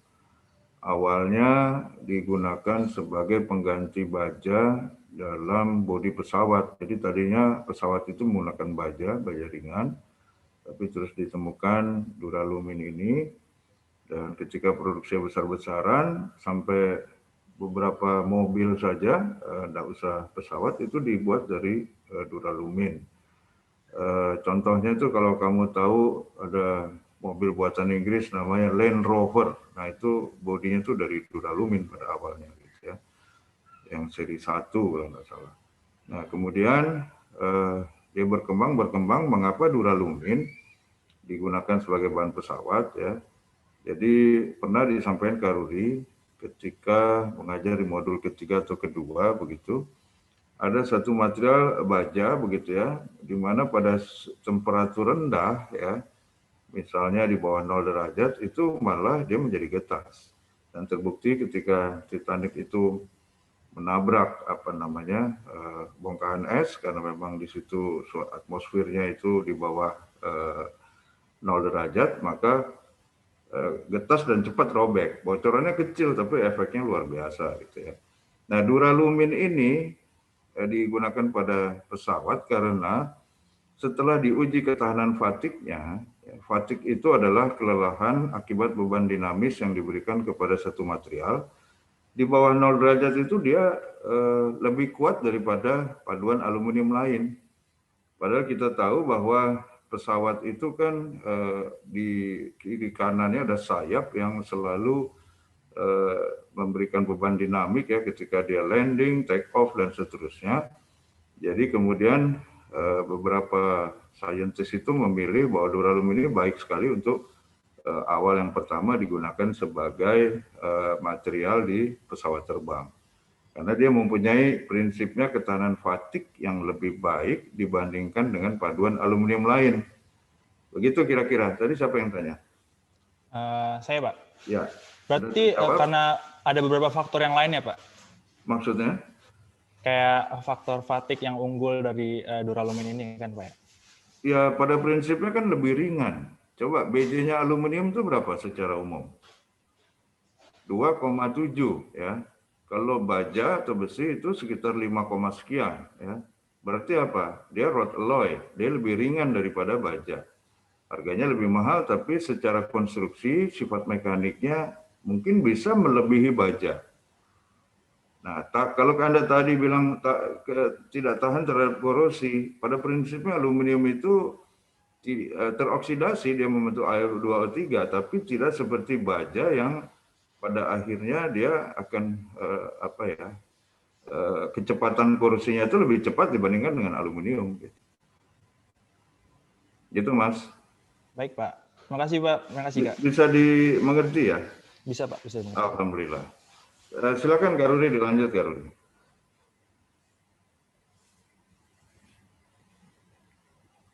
Kak Rudi masih minum. Ya, lanjut Kak Rudi. Ini ada yang tanya Pak Doni, Jalaluddin, dipersilakan. Silakan.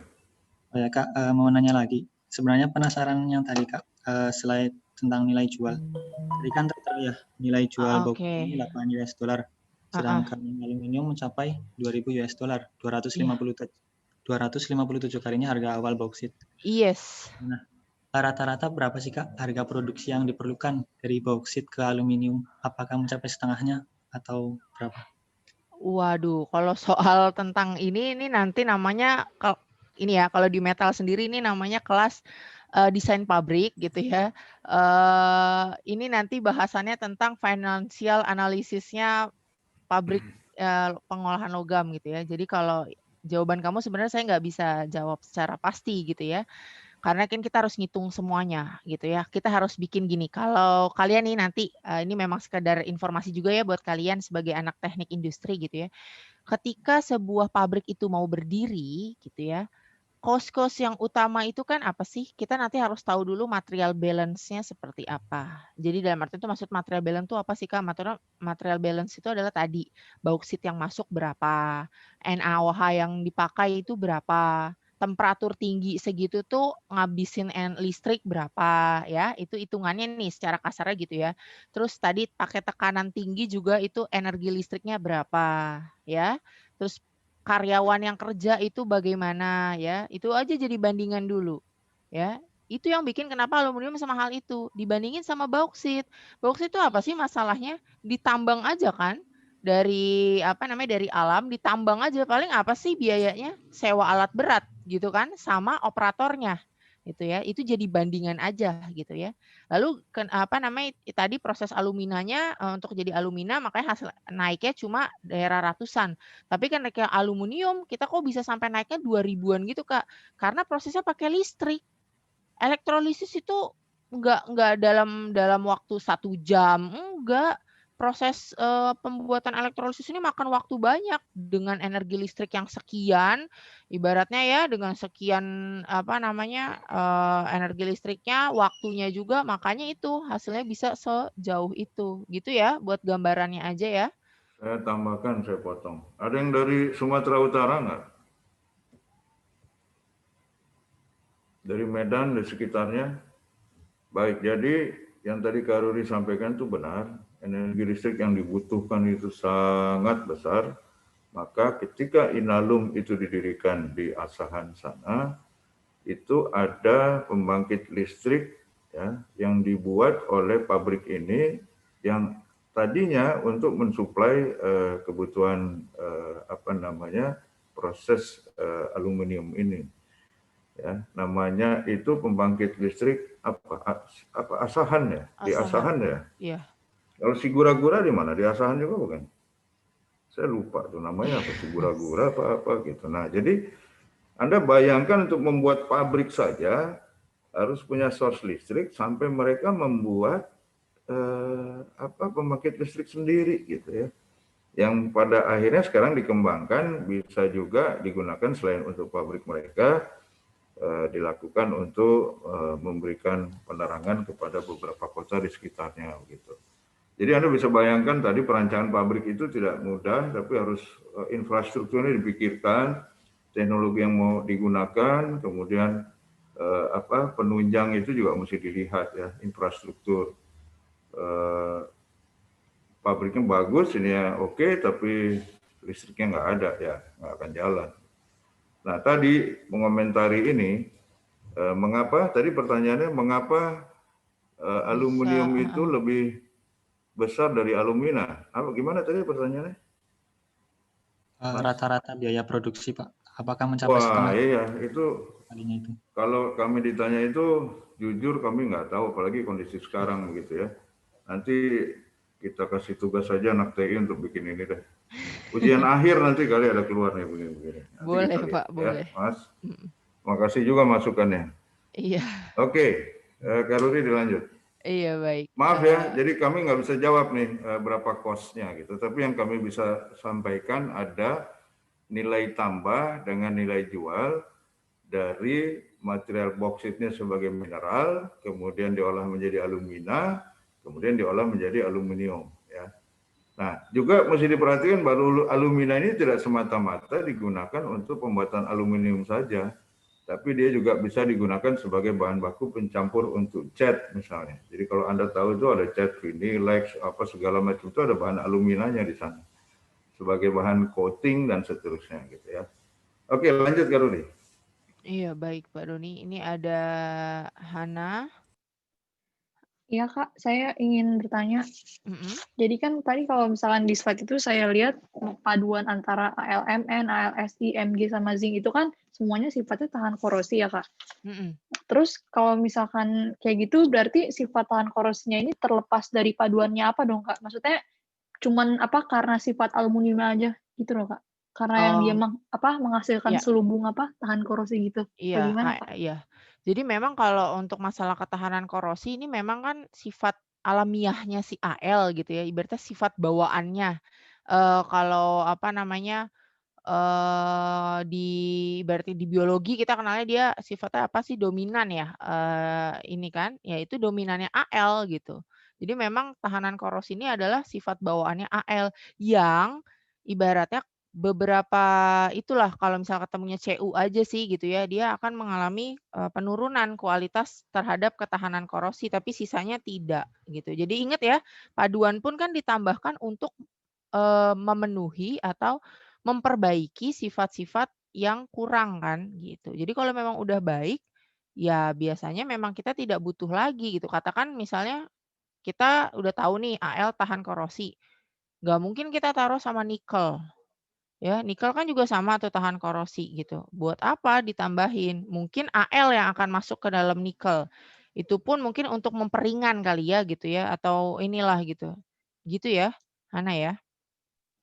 Oke Kak. Oke, Kak, ada sama lagi? satu lagi mau mastiin. Boleh. Tadi yang di Bayer's proses kalsinasi itu berarti dia intinya memisahkan kristal H2O dari Al-nya gitu Kak? Betul. Oke Kak, terima kasih Kak. Sama-sama. Ada lagi yang mau bertanya atau memastikan gitu atau masih kurang jelas? Karena kita mainnya konsep ya gitu. Jadi berhubung kalian itu kan tidak bisa kami awasi secara langsung gitu ya. Kalau kita berada di kelas kan kalian tidak merasakan berarti ya sensasi diawas oleh saya dan Pak Doni gitu ya. Sayang kalian tidak merasakan gitu. Tapi ya karena memang kita nanti ujiannya adalah sifatnya juga online gitu, jarak jauh gitu ya. Berarti yang kalian lebih perhatikan adalah di bagian konsep ya. Konsepnya gitu. Karena memang pertanyaannya kita tidak hal-hal yang bisa kalian cari di buku lah gitu. Karena kalau kan juga walaupun bersifatnya closed book ada kemungkinan bekerja sama itu banyak gitu ya. Jadi Kami tidak menginginkan hal seperti itu, maka kami ingin tahu konsep. Kenapa? Karena konsep tidak akan pernah bisa disebar-sebar gitu ya. Katakan kalian tuh kalau kita jawab apa itu keras gitu misalnya ya. Wah, udah deh bisa tuker-tukeran jawaban saya yakin sekali gitu ya. Tapi ketika saya tanya tentang konsep keras, maka di situ kalian akan menggunakan daya nalar kalian dan pemahaman kalian untuk menjawab hal itu ya. Jadi kalau kalian masih punya hal keraguan yang mau ditanyain, ditanyain karena siapa tahu konsep yang kalian tangkap itu masih kurang tepat gitu ya. Jadi kalau ada pertanyaan tuh disampaikan saja gitu. Saya sama Pak Donanta tuh terbuka untuk membantu kalian memperbaiki konsep. Jangan sampai konsep itu terbawa sampai kalian nanti bekerja gitu ya, bahkan gitu salah akhirnya kalian gitu ya. Oke, tadi aluminium ya, karena nggak ada yang tanya, jadi saya masih mau ngelanjutin sedikit karena kita masih punya waktu sebelum perkuliahan kita berakhir. Jadi selain aluminium, ada juga namanya tembaga ya di kelompoknya non-ferrous, di mana tembaga ini juga banyak digunakan gitu ya. Cuma permasalahannya tembaga itu bukan logam yang mampu diunggulkan kekuatannya. Jadi kalau ada kontes kekuatan, istilahnya nih ya, bayangan kalian ya, ada kontes kekuatan logam, tembaga nggak akan pernah daftar kontes itu. Kecuali kontesnya tentang penghantar listrik, pasti tembaga juaranya. Gitu ya. Ya, kayak tadi tuh, kalau masalah ringan-ringanan, AL itu pasti daftar. Tapi kalau udah kelasnya platinum, kelasnya vanadium, mungkin mereka akan pikir, mungkin nggak ya saya masuk kelas ringan karena itu logam-logam berat, secara berat jenisnya juga ini gitu ya. Nah, tembaga ini tidak bisa dia masuk kelas kuat. Dia memang letaknya atau aplikasinya memang lebih kepada penghantar listrik gitu ya. Titik leburnya di atas AL ya. Dan di sini apa namanya, dia tidak tertarik juga oleh magnet gitu ya. Warna aslinya tuh kemerah mudaan sebenarnya. Terus apa sih Kak yang bikin warnanya kok jadi beda-beda? Pasti impurities-nya, gitu ya. Benar-benar yang namanya, apa namanya, paduan atau impurities ya yang harus kalian bedakan ya, impurities dan paduan itu harus kalian bedakan pengertiannya ya. Impurities itu adalah elemen-elemen yang tidak digunakan ya. Ibaratnya dia tidak bernilai di dalam, mineral gitu ya, dalam artian dia memang sifatnya bukan yang utama, logam utamanya gitu.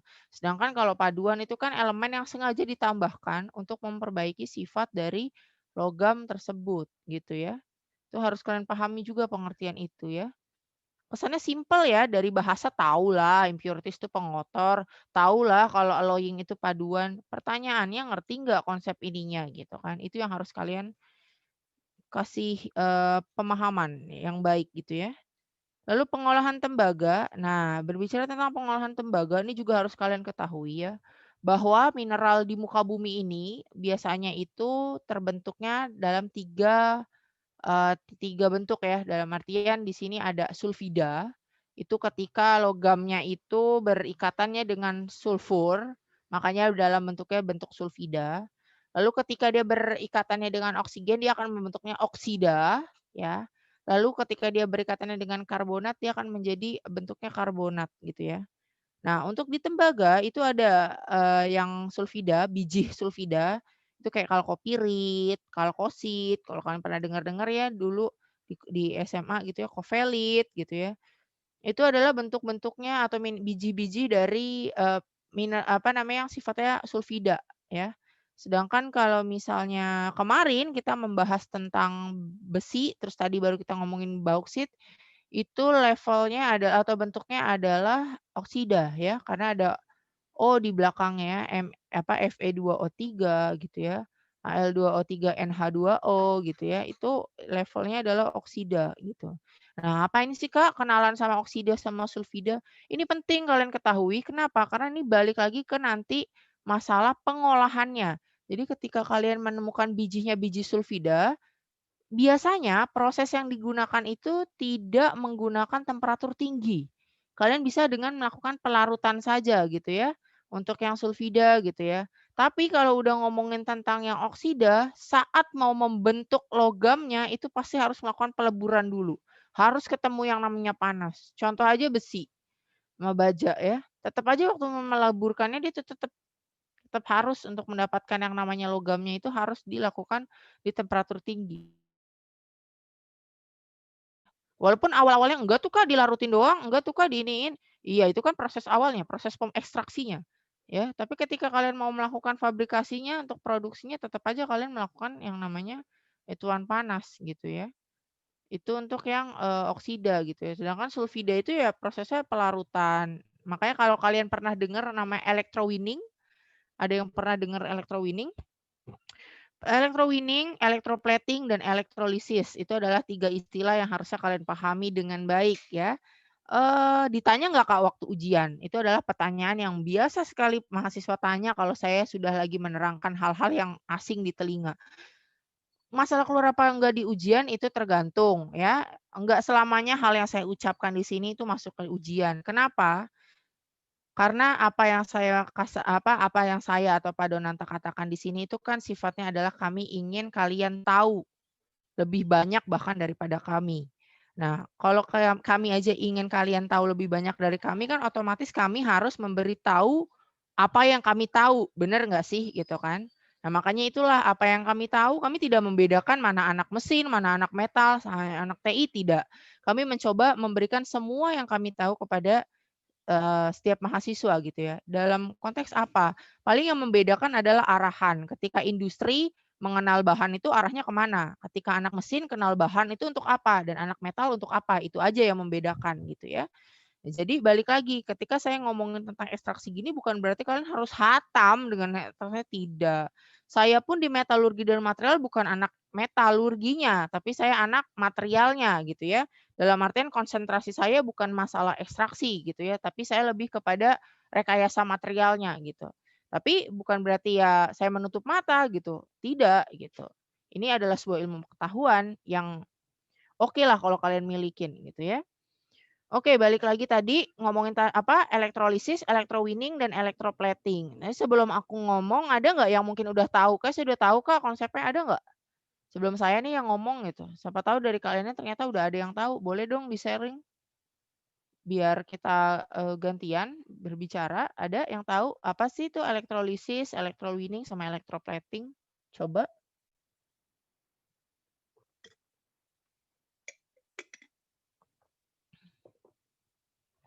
Ada yang mau coba jawab? Udah lama nih kita kayaknya nggak gantian kalian yang jawab-jawab ya.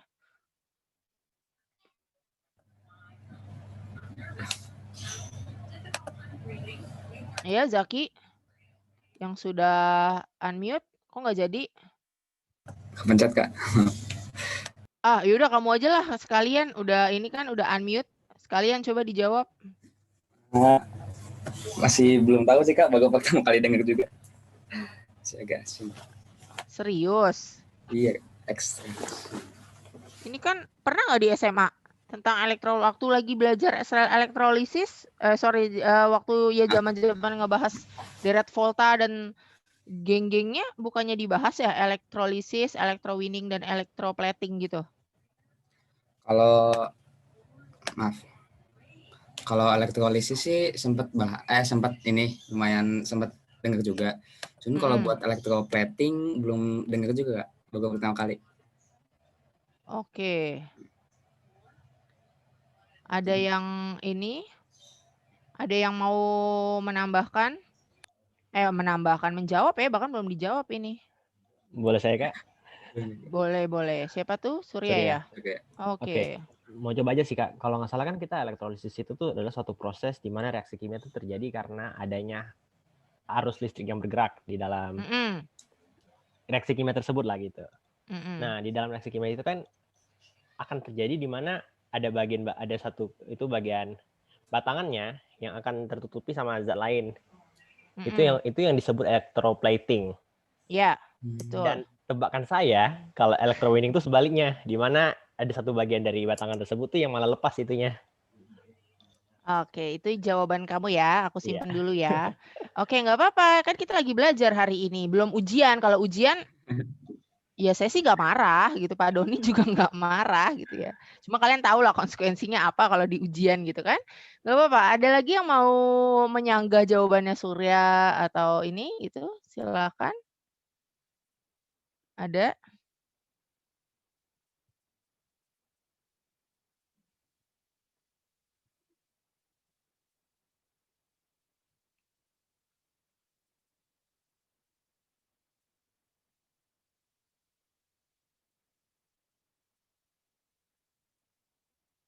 Nggak ada nih. Serius. Saya tunjuk ya? Atau Pak Donat aja yang tunjuk? Enggak lah, Karuri aja lah. Ini kalau pagi biasa begini nih, pada belum sarapan. Oh iya, belum Makanya sarapan. Surya tuh. Surya udah sarapan belum? Surya Martin? Sudah, Pak. Alhamdulillah. Zaki? Ini kita merah ini libur apa ya?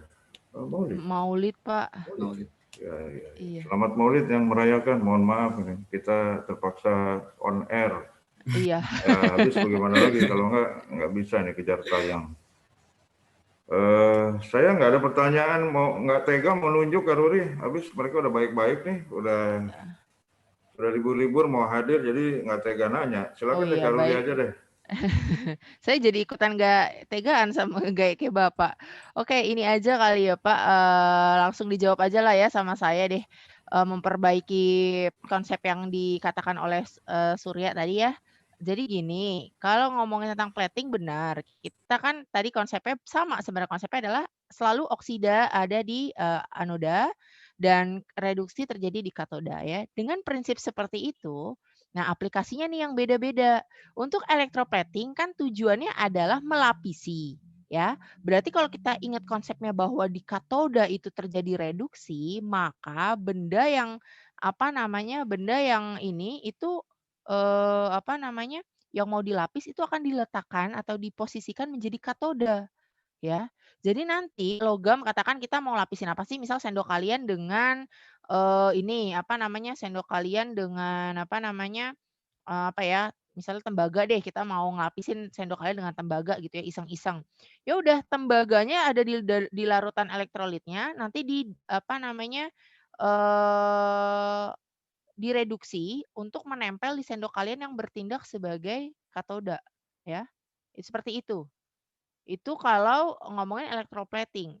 Ya kayak elektrolisis tadi lah. Kalau elektrolisis kan ditaruh di elektrolit, mana yang tereduksi dia akan tertampung di bagian katodanya. Dalam hal ini adalah katodanya itu dijadikan pelapis dari tempat menampung elektrolitnya begitu ya. Nah, tapi kalau electrowinning ini sebenarnya konsepnya Surya ini kurang tepatnya begini. Namanya kan electrowinning, memenangkan dengan electrode gitu ya. Apa sih Kak yang dimenangkan? Logamnya.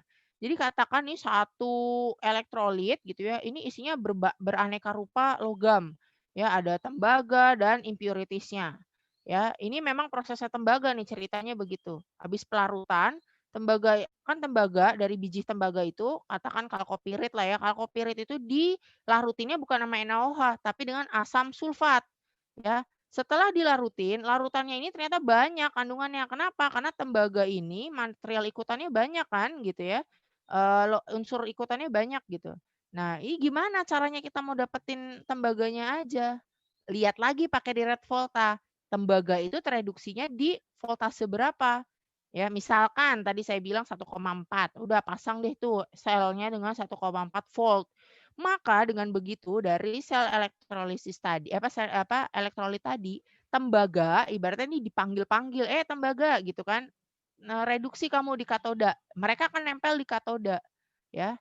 Makanya kita bisa mengambil si tembaga itu dengan elektroda tadi gitu, dengan memberikan bahasanya volt ya, tegangan yang sesuai, tegangan reduksinya yang sesuai gitu. Makanya sih disebutnya dengan electrowinning, memenangkan ion ya berdasarkan elektrode-nya gitu ya. Nangkep atau ada yang jadi bingung? Zaki yang baru pertama kali dengar udah paham ya? Lumayan sih Kak. Jadi kalau saya ulang lagi ya, berarti kan tadi kan awalnya dari tembaga, terus dia dilarutin sama asam tadi. Iya, terus asam sulfat. Di larutan elektrolitnya itu jadi beragam. Nah kemudian kan kita nanti tahu dekat voltanya dari tembaga tersebut. Akhirnya dilarutin pakai tegangan tersebut, nanti si tembaganya itu ngumpul di katodanya. Gitu. Iya, betul, betul. Ya, begitu ya. Terima kasih, Kak. Iya, sama-sama. Ada lagi yang mau ini? Nggak ada ya? Paham ya semuanya insya Allah ya. Itu harus kalian pahami juga ya. Itu kalau ditanya keluar apa enggak di UTS, bukan masalah keluar apa enggak di UTS. Itu pemahaman gitu aja ya. Ada yang mau tanya sama saya? 5 menit lagi kelas kita selesai soalnya. Saya mau bertanya, Kak. Oh ya, dipersilahkan. Saya tadi yang habis dengar penjelasan Kakak tentang contoh electroplating pakai sendok itu saya jadi kepikiran. Kan sama ini kalau kita makan pakai sendok yang tahan karat itu kan biasanya dari materialnya itu Kak yang sifatnya tahan karat. Itu kalau misalnya kalau kita pakai electroplating buat bikin sendok yang tahan karat juga itu kira-kira aman nggak ya Kak? Aman sih gitu kan, karena memang pelapisan ini tuh kuat gitu, dalam artian bukan berarti terus nanti walaupun memang ya kalau dibilang amannya mana, aman yang langsung pakai material anti karat gitu ya, tapi bukan berarti material yang di electroplating ini enggak aman, yang penting enggak kena suhu panas ya. Kalau ngomongin tentang pelapisan itu musuh utamanya suhu. Dia akan ibaratnya apa ya, bahasanya mengelupas. Dengan suhu panas itu hati-hati. Walaupun bukan berarti, oh berarti saya nggak bisa ya Kak makan yang ini. Ya selama kamu nggak makannya di range yang di atas 100 derajat Celcius ya aman lah ya. Cuma bahayanya itu ya kalau ngomongin tentang pelapisan di situnya sih sebenarnya gitu. Suhunya diperhatikan. Kalau dari cara makannya gitu, berarti masih cukup kuat ya Kak untuk tidak mengelupas lapisannya. Kalau untuk sekedar kayak misalnya katakan kita mau cantik-cantikan gitu ya, alat-alat makan untuk pesta gitu kan, itu kan biasanya itu nggak masalah. Justru memang itu adalah teknik yang digunakan ini nggak cuma tentang engineering ya, bahkan untuk yang namanya aksesoris begitu ya, itu memang dilakukan yang namanya plating seperti itu. Jadi kalau kalian lihat tuh di apa namanya di sebuah pesta gitu ya, ini warnanya mengkilat sekali atau apa itu biasanya memang pakainya electroplating gitu. Ya, itu buat sebenarnya bisa dibilang apa ya? Namanya pelapisan itu kan teknologi menipu ya.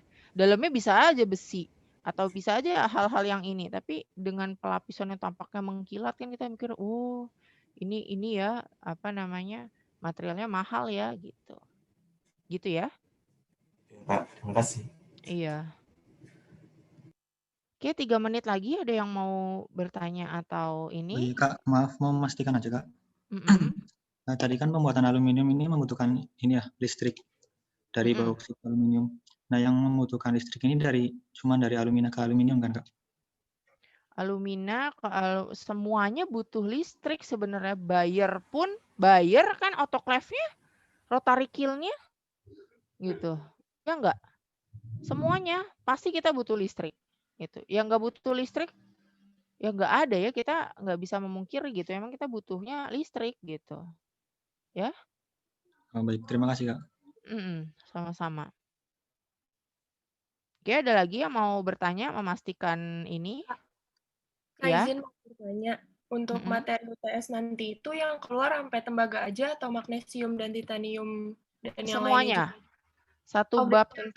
Satu bab tentang ini kalian harus baca ya gitu. Itu tugas baca kalian lah istilahnya yang tidak diberikan dalam tugas, dalam artian kalian memang harus baca itu dengan baik gitu kan. Makanya nanti kalau misalkan habis baca terus kalian timbul pertanyaan, silakan disampaikannya di room chat-nya kita ya, di grup WA kita tuh disampaikan aja. Kadang-kadang kan kita baru baca, baru ada pertanyaan gitu kan.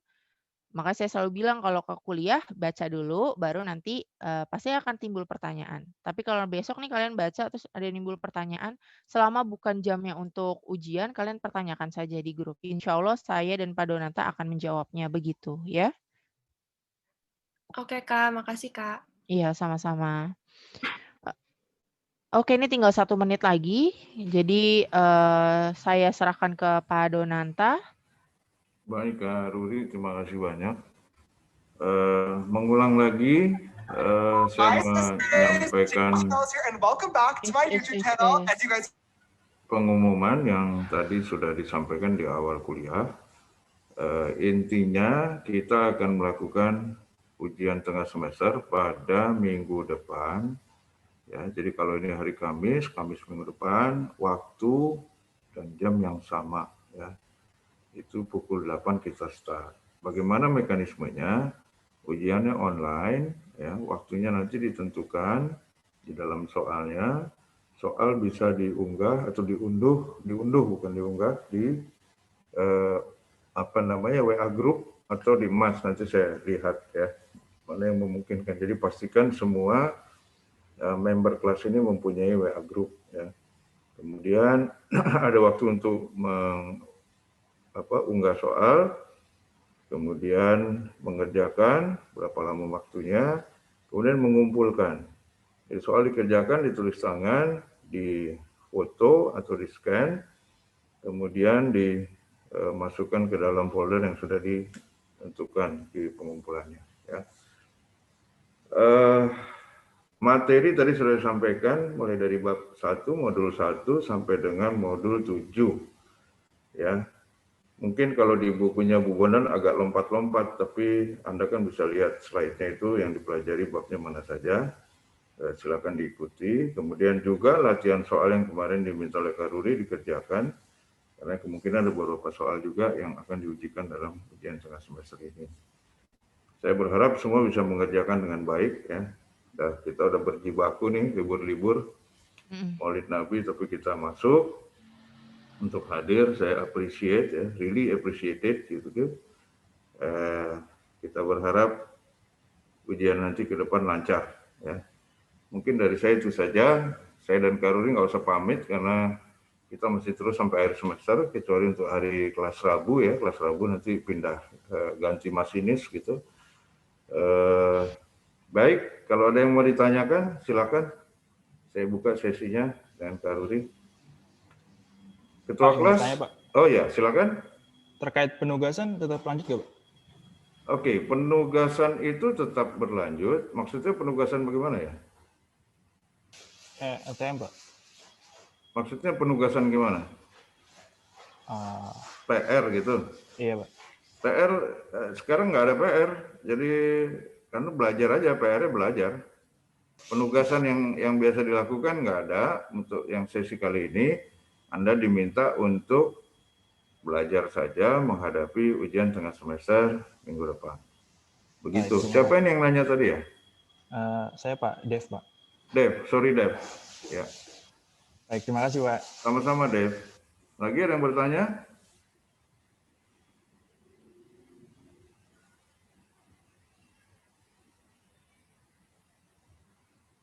Baik, kalau tidak ada, rasanya sudah clear ya. Nanti tata cara mengunggah soal dan seterusnya akan saya sampaikan dan Kak Ruri sampaikan di grup website hari Kamis. Ketua kelas, terima kasih.